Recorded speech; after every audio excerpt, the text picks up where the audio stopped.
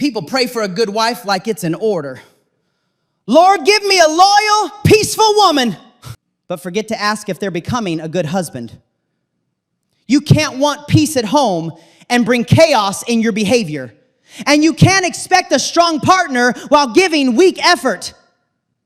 Marriage is not about finding perfection. It's about becoming responsible enough to build it together.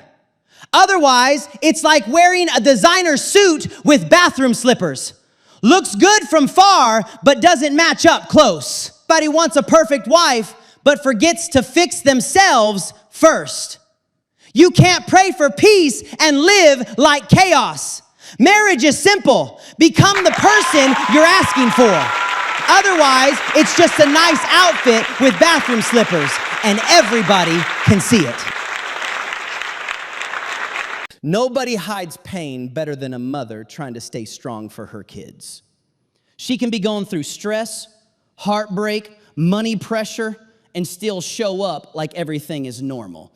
Morning comes and she's already in motion, smiling, making breakfast, packing bags, ironing uniforms, and asking if the kids are ready for school. On the outside, she looks calm and in control. On the inside, she may be tired, overwhelmed, worried, or silently carrying more than anyone realizes. But she pushes it all aside because the children come first. A mother's strength is quiet. It's not loud or dramatic. It's sacrifice in motion. She doesn't have the luxury of breaking down whenever she wants. Even when her heart is heavy, she keeps going because little eyes are always watching, depending on her, learning from her. She becomes the peace in a house where she might not even feel peace herself. She becomes the comfort, the provider, the problem solver, and the emotional anchor all at once.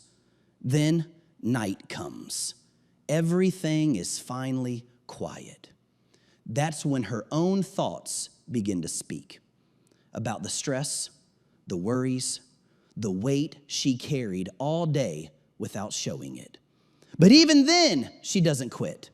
She still thinks ahead. She still plans tomorrow. She still shows up in her mind for a life that never slows down. That's a different kind of strength.